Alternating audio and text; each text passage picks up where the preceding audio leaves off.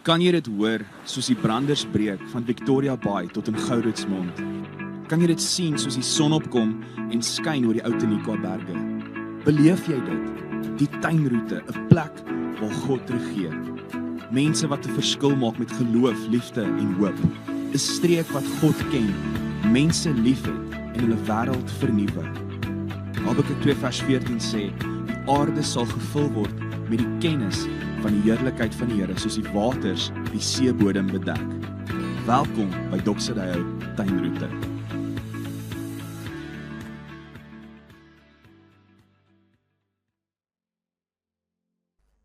Goeiedag vriende, baie welkom by Doxodeo Tuinroete. Dit is 'n aanlyn boodskap. Dis week 2 in ons nuwe preekreeks Wanneer Liefde Werk en ek sien so uit om saam met jou te kuier vandag. Maar kom ons bid eers saam. Hemelse Vader, baie dankie dat ons oor so 'n tema kan praat. U liefde wat in ons lewens werk. En dankie Here vir u Gees wat u liefde 'n werklikheid maak. In ons en ook deur ons. En ons bid nou vir mekaar dat u hierdie tyd saam sal seën, dat u u woord sal gebruik, dat u vir ons insig sal gee, verligte oë van die verstand, sodat ons kan groei in hierdie roeping wanneer liefde werk. Ons bid dit in die naam van Jesus. Amen.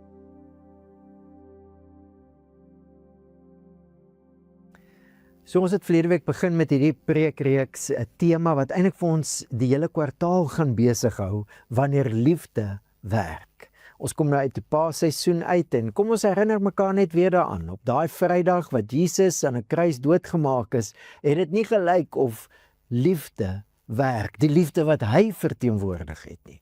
Onthou jy reg aan die begin van sy bediening, sy werk vir die koninkryk, het hy gesê, as iemand jou op die een wang slaan, draai die ander wang. As iemand jou vloek, seën, bid vir jou vyande. Alles wat hy op daai Vrydag gedoen het, hy het al hierdie dinge wat hy gesê het, daai Vrydag gedoen, en toe maak hulle hom dood. En verseker het niemand, nie een van sy disippels geglo daai dag, God se liefde werk nie. Die liefde wat Christus na hierdie wêreld toe gebring het en gesê het, God se koninkryk is besig om te kom. Dit het nie gewerk nie. Dis hoekom die mans, die disippels, die vrouens lyk my kon kom en gaan soos hulle wil, die mans het hulle self gaan toesluit, uit vrees. Want dit het nie gelyk of hierdie liefde wat Jesus gebring het, werk nie. En toe staan Jesus uit die dood uit op. God se liefde het gewerk. En dit werk tot vandag toe. Hier sit ek en jy 2000 jaar later en ons glo. Ons glo dat Jesus uit die dood uit opgestaan het. Ons glo dat God se liefde die wêreld oorwin het en dat 'n nuwe koninkryk begin het en dat Jesus koning is. Ons glo natuurlik net deur die werk van die Heilige Gees, want ons was nie ooggetuies nie. Maar hierdie boodskap glo ons. Hoe sê ons oor en oor, 1 Korintiërs 12 vers 3, niemand kan sê dat Jesus die Here is, behalwe deur die Heilige Gees. God se liefde werk deur die Heilige Gees tot vandag toe. Maar dit is nie net 'n liefde wat mense, individue se lewens aanraak en maak dat hulle in Jesus glo nie. Dis meer as dit. Toe Jesus van sy eie dood gepraat het, ons het hiermee oor ons Paastyd gekuier en ons het laasweek ook weer na hierdie vers kyk. Sê Jesus, ek sê vir julle, as 'n koringkorrel nie in die grond val en sterf nie, bly dit een enkele korrel. Maar as dit sterf, dra dit baie vrug. Die beeld wat Jesus gebruik is daai een enkele koringkorreltjie wat in die grond geplant word en sy eie vorm prysgee. Dis hoe hy in sy dood is. 'n Nuwe lewe word eintlik gebore deur Jesus wat sy lewe gee. En daai lewe wat gebore word is die lewe van Jesus self, nou in sy mense. Die lewe van Jesus word gedupliseer. Wanneer liefde werk deur die Heilige Gees, is dit nie net dat individue nou glo, God het hulle lief en ons sien dit in Jesus wat sy lewe gee nie. Dit is die lewe van Jesus wat nou in hulle kom lewe. Die liefde van Jesus wat nou in hulle kom lewe. Wanneer liefde werk, is nou die Heilige Gees wat in mense werk. En vriende, ons het laasweek gekuier rondom 'n beeld wat Paulus gebruik om die werking van die Heilige Gees te beskryf. 'n treffende beeld. Hy skryf in Romeine 8 vers 23, ook ons wat die Gees as God se eerste gawe ontvang het. Eerste gawe in die Engels is first fruits, eersteling. Dis 'n landboubeeld en ons het hieroor gesels, maar kom ons herinner mekaar weer hieraan, want dit is so 'n wonderlike stuk bevestiging. Die eerste deel van 'n graanoes wat ryp word, is die first fruits genoem. Dit was 'n teken van wat sou kom, 'n hele oes, wat aan die kom is, die toekoms. Nou skryf Paulus in Romeine 8, God gaan sy hele skepping nuut maak, maar as eersteling van daai wonderlike toekoms, gee God klaar vir ons sy Gees in ons.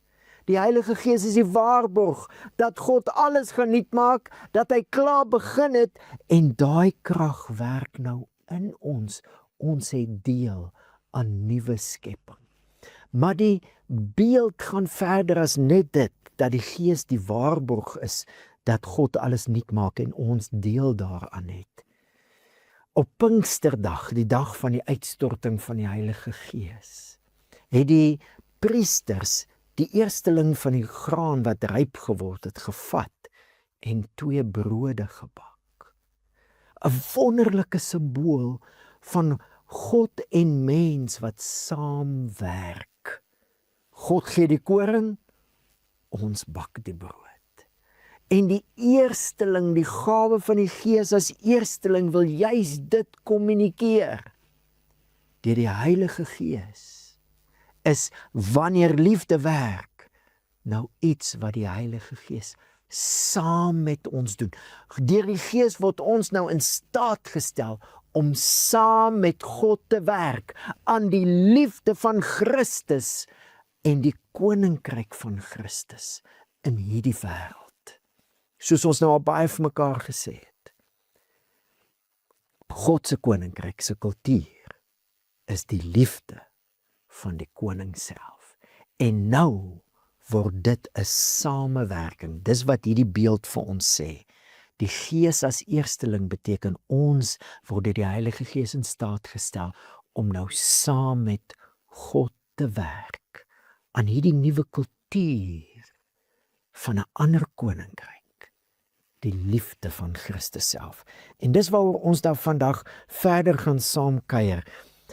Wat behels die saamwerk met die Heilige Gees wanneer liefde werk? Hoe lyk dit in die praktyk? Ons gaan eintlik die hele kwartaal daarmee besig wees. Maar vandag gaan ons so begin om 'n duideliker prentjie te kry. Ons gaan saamkuier uit 2 Korintiërs 1 uit. 2 Korintiërs die brief uit. Ons gaan hoofstuk 1 en hoofstuk 3 kyk na. Maar hoe lyk die prentjie as Paulus skryf oor die saamwerk met die Heilige Gees? En hoe help dit my en jou dan om saam met die Gees te werk wanneer liefde werk? Die eerste ding wat Paulus oor die Heilige Gees skryf in 2 Korintiërs, kry ons in vers 21 en 22. Dit help ons baie.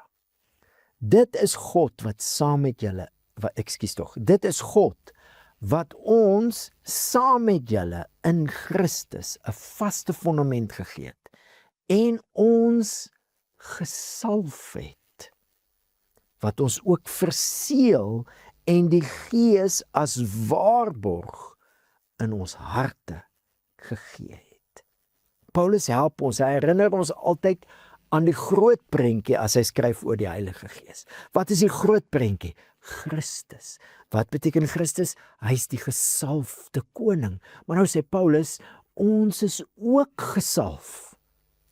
Ons word deur die Heilige Gees in staat gestel om deel te neem aan Jesus wat God se koninkryk hier op aarde vestig, soos in die hemel. Die missie van God is sy koninkryk, soos in die hemel, so ook op die aarde. En ons is nou God se familie, wat gesalf word deur die Heilige Gees, dieselfde Gees wat Christus gesalf het, ons word nou ook gesalf met die Heilige Gees. Ons word verseël met die Heilige Gees. Dit is die beeld van die konings van daai tyd, of belangrike amptenare, as hulle 'n belangrike dokument of brief geskryf het, het hulle dit verseël met 'n seelring, wat gewys het, hierdie dokument kom van hulle.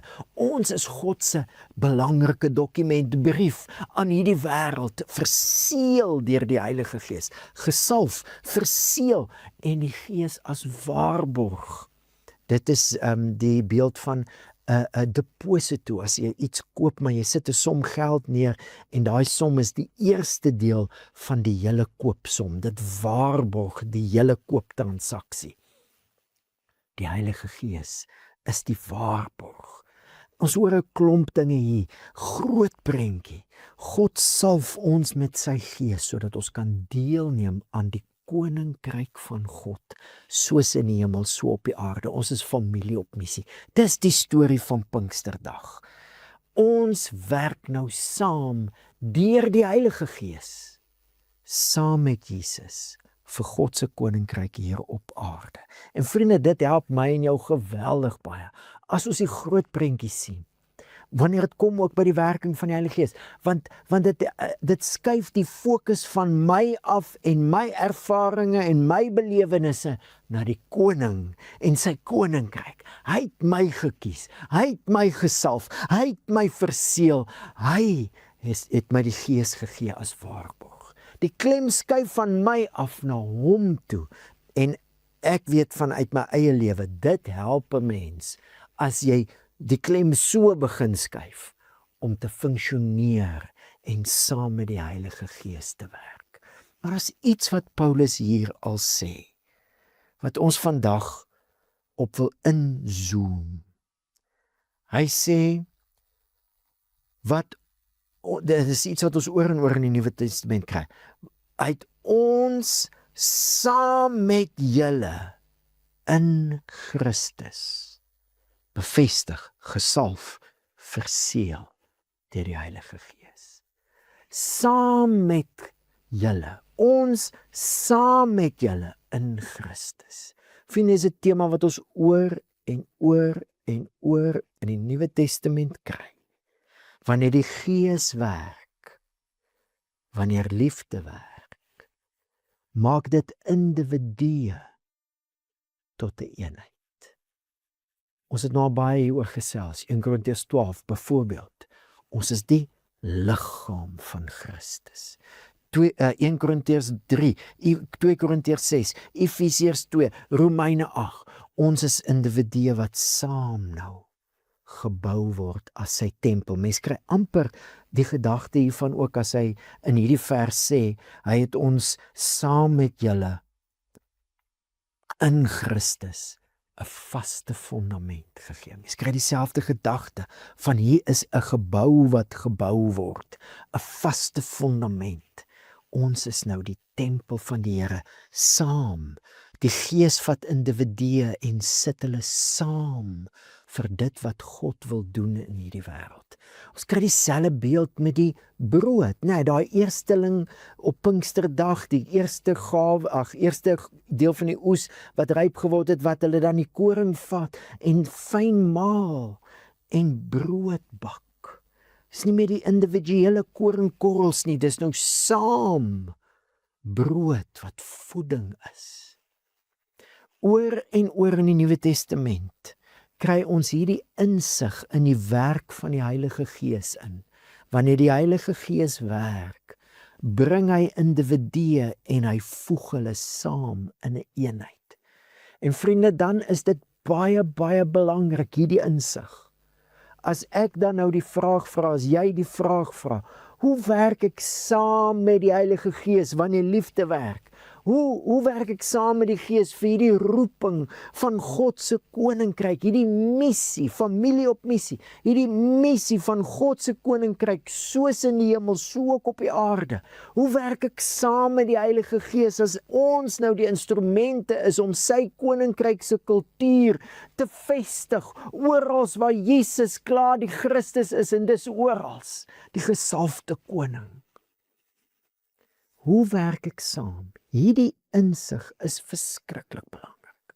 Wanneer ek saam met die Gees werk, werk ek saam met hom vir die opbou van hierdie eenheid wat hy geskep het. Die liggaam wat nou groei, die tempel wat opgebou word op hierdie fundament. Die Gees skep die liggaam, die Gees skep die tempel en hy werk saam met mense om hierdie liggaam te groei, hierdie tempel op te bou. As ek en jy saam met die Gees wil werk, wanneer liefde werk, dan is dit om saam met hom te werk vir die eenheid van verskillende gelowiges wat saam groei.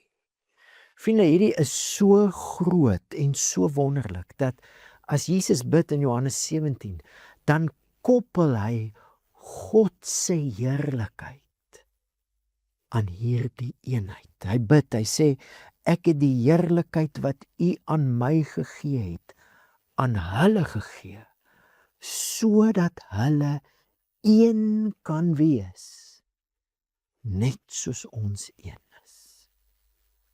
As ek en jy hierdie roeping om saam met die Heilige Gees te werk, wil uitleef, wil sien hoe dit is, dan lê deel van die antwoord. Dit lê in die eenheid van gelowiges wat groei, soos 'n liggaam, soos 'n gebou wat gebou word. In 2 Korintiërs 3 skryf Paulus baie oor dit, oor die heerlikheid van God en die bediening van die Heilige Gees, waaraan ons nou deelneem. Hierdie eenheid van God se tempel, waaraan ons deelneem in die opbou daarvan. En ek wil saam met jou kyk na hierdie gedeelte, dis nogal 'n komplekse gedeelte. En ons moet mooi kop hou en ons moet die storie wat Paulus in sy agterkop het, ook in ons agterkoppe kry, en om dit daar in die agterkop te kry, moet ons dit eers in die voorkop kry. Ons moet eers dit vir mekaar vertel. Maar hier is hoekom hierdie so belangrik is. Vriende, oor en oor hoor ek hoe mense praat oor die Heilige Gees se werking en hoe daar persepsies geskep word en dit raak partykeer 'n weird ding. Jogg, ek het hierdie week weird goed gehoor oor die internet van mense wat praat oor die werking van die Heilige Gees wat net vreemd is, baie vreemd. En dan los dit mense op 'n plek van, ag, ons kan seker nie weet nie, dis seker maar net 'n misterie. Natuurlik is dit 'n misterie as ons sê God se Gees woon nou in ons. Dit bly 'n misterie. Dis God wat deur sy Gees in ons woon. Natuurlik is daar 'n element van misterie, maar hierdie misterie wil ons nie op 'n plek van onduidelikheid, onkundigheid bring. Ons het nie 'n klou hoe dit is nie, ons gee maar net oor nie. Nee, as Paulus 1 Korintiërs 12 skryf, begin hy met hierdie stelling, wat die werkinge van die Gees betref, of die geestelike dinge, wil ons nie hê, julle moet onkundig wees nie. Hy wil juist sê, ons moet verstaan, insig hê, oor die werking van die Gees, want ons moet dan nou saam met die Gees werk. So dis nie 'n weird and wonderful besigheid, as ons praat oor samewerking met die Heilige Gees nie. Daar's duidelikheid, daar's insig, daar's definitiewe leiding, wat ons uit die skrif uitkry, sodat ons saam met die Gees kan werk. Kom ons kyk aan na 2 Korintiërs 3, en dis nogal 'n regtig 'n komplekse skrifgedeelte. Dis soos iets wat Paulus skryf, maar dit het 'n klomp lae. Maar as jy die storie in gedagte hou, wat hy in gedagte het, dan help dit jou baie. Paulus skryf oor die bediening van Moses. Onthou jy, Moses wat teen die berg opgegaan het in God se heerlikheid in, daar was 'n wolk, toe God mos nou die volk verlos het uit Egipte uit, toe lei hulle na die berg toe, om die Here te dien, soos hy vir Farao gesê het deur Moses. En toe Moses in die heerlikheid ingaan, toe kry hy mos die wet, en hy kry die instruksies van God, om 'n tabernakel te bou, sodat God by sy mense kan woon. Toe hulle klaar die tabernakel gebou het, toe trek God met sy heerlikheid in die tabernakel in. So die wet, Die bediening van Moses, die tabernakel, God se heerlikheid, is die storie wat Paulus in sy agterkop het, as hy dan nou vir my en jou verduidelik, van hierdie bediening van die Heilige Gees, waaraan ons nou deelneem. Kom ons lees saam, 2 Korintiërs 3 van vers 7 af. As die bediening van die dood, wat met letters op klippe gegraveer is, met soveel heerlikheid tot stand gekom het, dat die kinders van Israel nie stip na die aangesig van Moses kon kyk nie, weens die glans op sy gesig, wat tog aan die verbygaan was. Hoeveel te meer sal die bediening van die Gees nie in heerlikheid wees nie. Dan maak hy dieselfde punt weer. Want as daar heerlikheid was in die bediening, praat nou van Moses se bediening, wat lei tot veroordeling, soveel oorvloediger in heerlikheid is die bediening wat lei tot regverdiging. En dan maak hy die punt 'n derde keer, sodat ek en jy die punt kan kry. Trouwens, wat verheerlik was, dis Moses en alles wat daar gebeur het, is eintlik in hierdie opsig geen verheerliking nie, weens die alles oortreffende heerlikheid. Want as dit wat vergaan met heerlikheid bekleed was, het die blywende veel groter heerlikheid. Wat is die punt wat Paulus nou 3 keer of miskien selfs 4 keer maak? Moses wat teen die berg opgaan en die wet van God kry, God se teenwoordigheid, sy heerlikheid wat toe in die tabernakel intrek, al die dinge, dit was regtig God. God was regtig daar besig om te werk. Dit was 'n bediening wat hy aan Moses gegee het, die bediening van die wet. Maar al die dinge, God se heerlike teenwoordigheid in die tabernakel, al die dinge, het gelei tot veroordeling. Dit het die sonde van die mens uitgelig daar in Israel. Nou sê Paulus, is daar 'n ander bediening. Die bediening van die Gees. Nou kom ons hoor net gou mooi, Paulus sê nie daarmee dat die eerste bediening verkeerd was of sleg was nie, God was daar. Maar daai bediening was soos 'n nodige tydelike ding, sodat dit wat vir altyd bly gevestig kom word. Ons het nou baie in die nuus gehad die laaste ruk oor die ek weet wat sê mens nou, ruimtetuig, vuurpyl, ek weet nie wat om dit te noem nie, wat ons nou gelanseer het en om die maan gegaan het, die verste wat mense nog getravel het, en enige so ruimtetuig begin mos, as hy daai lansering het, is daar 'n deel van die ruimtetuig wat help met die aanvanklike lansering. Daai geweldige krag om die vuurpyl in die ruimte in te skiet. Daai deel van die vuurpyl val mos nou weg. Dit beteken nie dit was sleg nie. Dit was baie nodig, maar dit was 'n eerste fase. Dis die prentjie wat Paulus hier gee. Daar was iets wat God as 'n eerste fase begin het. Maar hierdie het net die sonde van die mens uitgelig. Maar dit het ons gebring by 'n tweede fase, 'n fase wat gaan bly, die bediening van die Heilige Gees. En hierdie bediening lei tot regverdiging. Met ander woorde, die boodskap dat mense se sonde nou vergewe kan word. Nie veroordeling nie, vergifnis. Dis mos hoe Paulus in Romeine 8 begin as hy skryf oor die Heilige Gees. Daar is dan nou geen veroordeling vir die wat in Christus is nie. Daai boodskap, die boodskap wat lei tot regverdiging, met ander woorde God wat vir mense sê, omdat hulle in Jesus glo, julle is my familie. Dis 'n statusverklaring van God af. Hy verklaar mense tot sy kinders. Hulle het 'n nuwe status in die lewe. Ons is familie van God. Daai bediening van die genade van God is die bediening van die Heilige Gees. En dit bly vir altyd. En dit is baie groter in heerlikheid as die eerste bediening. Dis die punt wat Paulus hier wil maak. En hoekom is dit so nodig dat ek en jy die punt kry? Vriende, ek wil jou gou vra om saam te dink, hoekom sal Paulus dit nodig ag om vir mense oor en oor en oor te sê, die heerlikheid waaraan ons nou deel het, is baie groter as die heerlikheid wat hulle gesien het daar met Moses, in die berg, in die wolk, en God wat met 'n wolk intrek in die tabernakel, Moses se gesig wat blink. Hoekom sal Paulus vir ons wil sê, die heerlikheid waaraan ons nou deel het, die bediening van die Gees, is groter? Hoekom is dit nodig dat ons dit moet hoor? Ek dink is verskriklik belangrik. Soveel mense, as dit kom by die werking van die Heilige Gees, het persepsies.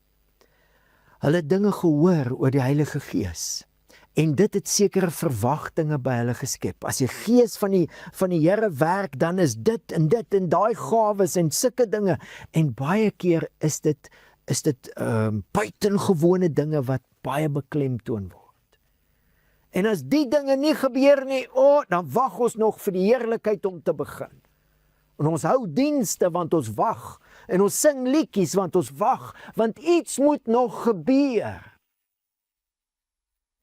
En die punt wat Paulus maak is, as die bediening van die Gees mense lei, dat hulle besef hulle sonde word vergewe, mense lei, dat God 'n verklaring oor hulle maak, regverdig, my kinders, dan is dit 'n bediening wat vir altyd gaan bly, en dan is die heerlikheid van hierdie bediening groter, al lyk dit nie so nie. Kom ons draai die argument andersom. As die pastoor se gesig nou blink elke keer as hy preek, as daar elke keer 'n wolk, of soos met Pinkster, 'n vuur en rukwind as die gemeente saamkom, dan sou Paulus nie nodig gehad het om hierdie te skryf. Die punt wat hy maak is, ek en jy het deel aan groter heerlikheid, al lyk dit nie so nie. Vriende, hierdie is verskriklik belangrik, want mense het vooropgestelde idees van hoe dit sal lyk as die Gees werk, en dan wag hulle nog vir iets om te gebeur, in plaas van om te besef, om in geloof, saam met die Gees te dink, deur te dink, maar as dit die bediening is wat bly, dan is die heerlikheid van die bediening baie groter as dit wat was. Paulus maak hierdie punt baie. Om saam met die Gees te werk beteken, Romeine 8, die wat vleeslik is, bedink vleeslike dinge. Die wat geestelik is, bedink geestelike dinge. Ergens moet jy op 'n klip gaan sit en besef, wat is hierdie bediening waaraan jy nou deel het? Dis 'n bediening wat groter is in heerlikheid as Moses se bediening. Moses was nie verkeerd nie, maar hierdie bediening se heerlikheid is groter, al lyk dit nie so nie. Jy gaan moet sit en in geloof in Jesus en geloof in die Heilige Gees dit deurdink, sodat jy kan saam met die Heilige Gees werk. As jy nog wag vir goed om te gebeur, as jy nog wag vir die heerlikheid om te kom, dan gaan jy nie nou al saam met die Heilige Gees werk, wanneer liefde werk nie. Dan gaan jy die heerlikheid waaraan jy deel het, mis, want jy wag nog vir iets om te gebeur. Jy gaan in geloof moet gaan sit en dink. Dis hoekom Paulus hierdie skryf, oor en oor en oor. Die alles oortreffende heerlikheid. Dis soos die son, as die son opkom, sit ons die ligte af. Die alles oortreffende heerlikheid van die bediening van die Heilige Gees. Wanneer jy besef, jy het nou deel aan hierdie alles oortreffende heerlikheid, die bediening van die Heilige Gees, die samewerking van die Heilige Gees, dan kan jy saam met die Gees begin werk. Hou op om te wag vir iets om nog te gebeur. Glo in Jesus, glo in die Heilige Gees en besef dat jy nou deel het aan hierdie alles oortreffende heerlikheid. Hoe lyk hierdie heerlikheid? Paulus gaan aan. Terwyl ons dan so hoop het, tree ons met groot vrymoedigheid op. Nie soos Moses, wat 'n sluier oor sy gesig getrek het, sodat die kinders van Israel nie die einde van dit wat aan die vergaan was kon aanskou nie. Maar hulle denke is verhard. Want tot vandag toe lê dieselfde sluier oor die Ou Testament wanneer dit gelees word, en dit word nie weggeneem nie, want dit word slegs in Christus verwyder. Maar tot vandag toe elke keer wanneer Moses gelees word, lê daar 'n sluier oor hulle harte. Telkens egter, wanneer iemand hom tot die Here wend, word die sluier afgehaal. Paulus sê 'n klomp goed gelyk, maar hou die storie in jou kop. Moses, as hy in die Here se teenwoordigheid, sy heerlikheid ingaan op die berg of in die tabernakel, het hy die sluier afgehaal. As hy by die mense kom, het hy die sluier teruggesit. Hoekom? Was daar fout met die wet, fout met die tempel of tabernakel? Nee. Daar was fout met mense se harte. Hulle denke was verhard. Hulle harte, daar was 'n sluier oor hulle harte. Die Ou Testament, die wet, die tabernakel kon nie mense se harte verander nie.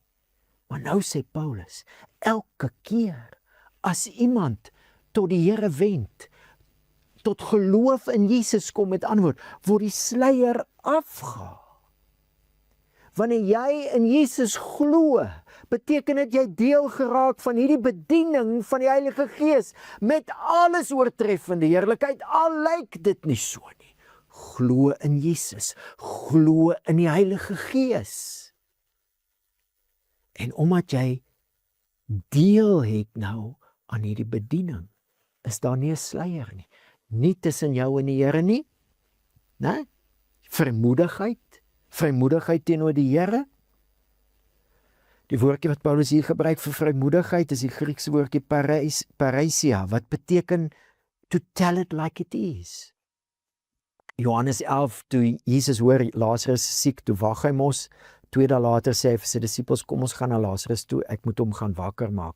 Hulle sê vir hom, hy sal mos wakker word as hy slaap. Jesus sê, Lazarus is dood. Daar gebruik hulle die woordjie paresia. Jesus het toe reguit vir hulle gesê. Reguit, vrymoedigheid, hoef niks weg te steek nie. Nie teenoor die Here nie, maar hier is die punt wat Paulus maak. Ook nie teenoor mekaar nie. Moses het die sluier afgehaal as hy na die Here toe gaan, ons selfe toegang. Vrye toegang, vrymoedige toegang. We can tell God, tell it like it is. Maar dis nie die punt wat Paulus hier uitlig, dat ons vrymoedigheid het teenoor die Here nie. Dis dat ons vrymoedigheid nou het teenoor mekaar, en hier is die belofte wat hy dan skryf. Die Here is die Gees, en waar die Gees van die Here is, daar is vryheid. Daar in die tabernakel was veroordeling, mense was heeltyd van hulle sonde bewus. Nou is ons God se tempel, en die Here wat nou in sy tempel woon, is die Gees. Ons is sy tempel. En ons almal, nie meer net Moses nie, nie meer net die hoëpriester nie, of net die priesters nie, en ons almal, terwyl ons met ontsluierde gesig die heerlikheid van die Here aanskou, soos in 'n spieël, word na dieselfde beeld verander van heerlikheid tot heerlikheid, soos afkomstig van die Here, die Gees.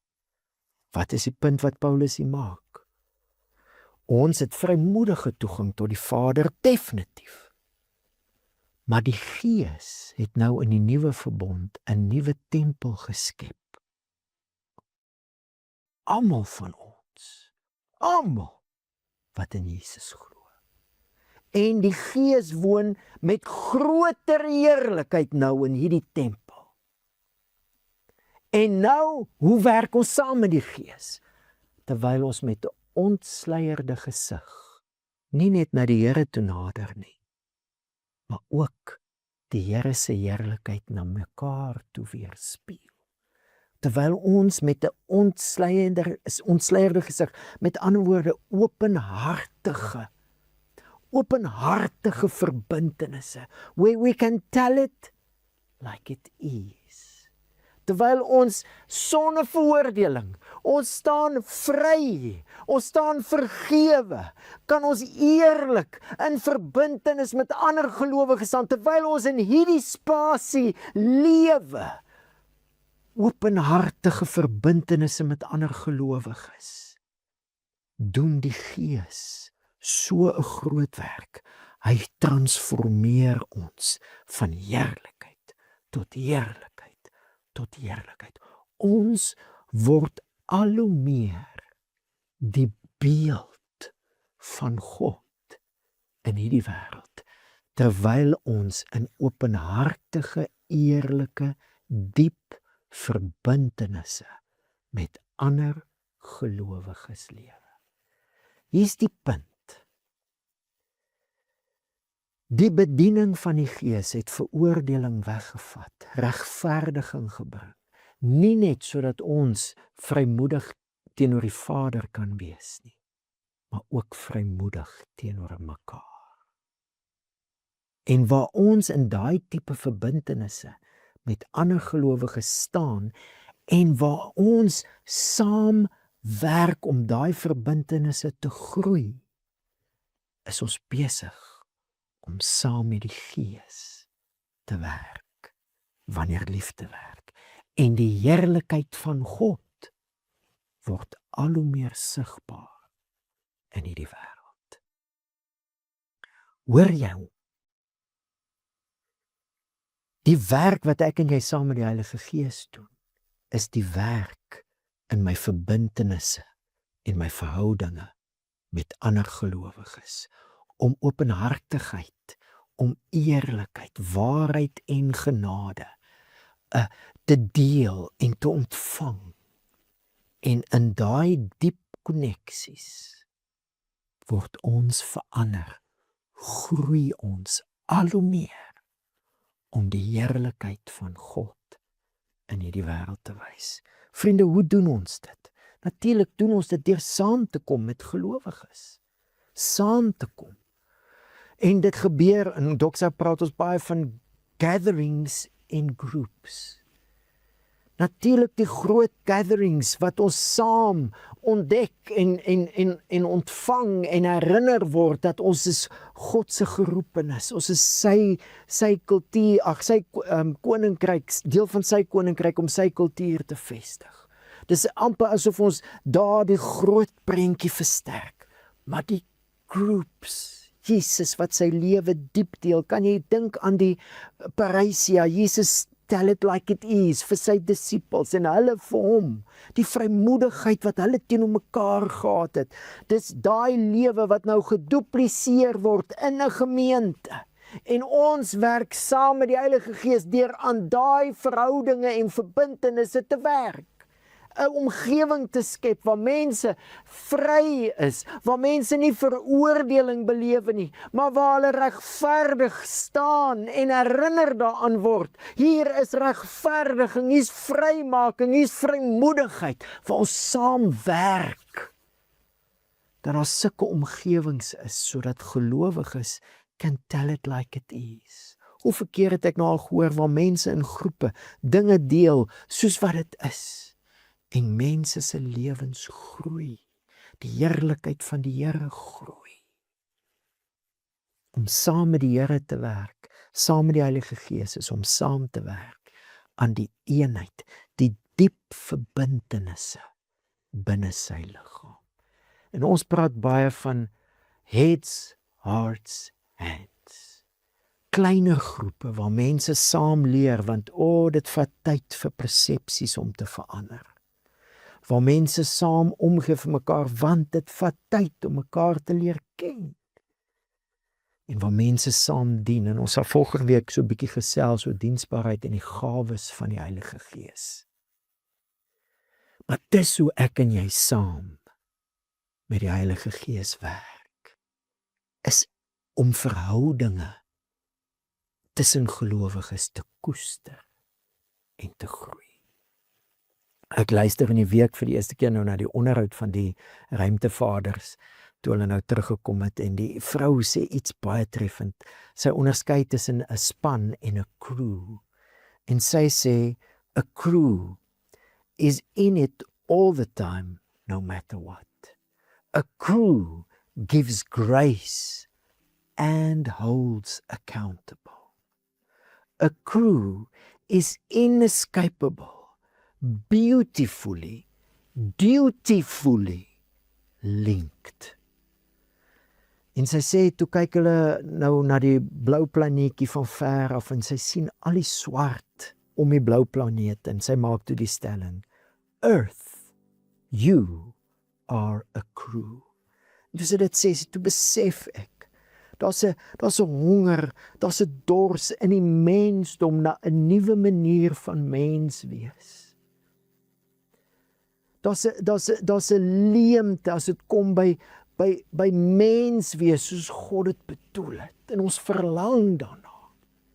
En waar is die antwoord vir daai honger en dors?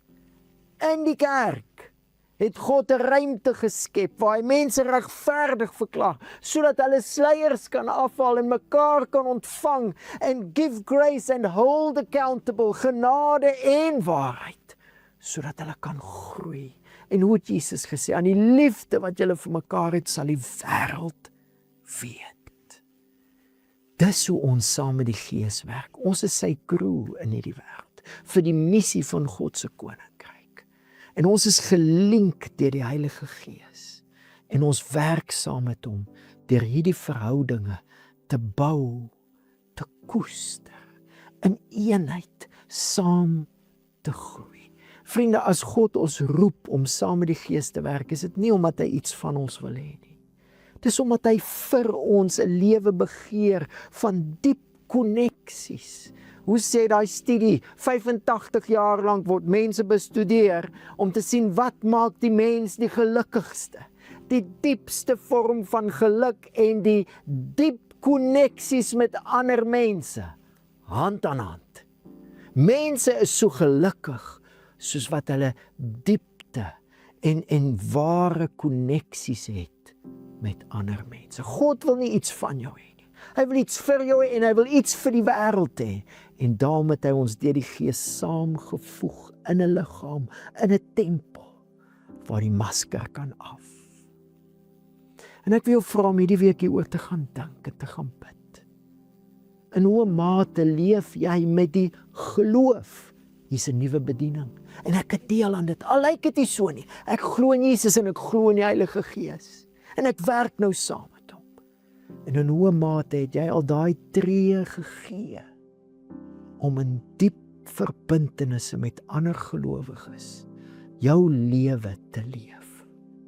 Want dis daar wat ons saam met die Gees werk, sodat die mensdom kan sien, daar is 'n crew en hulle is welkom.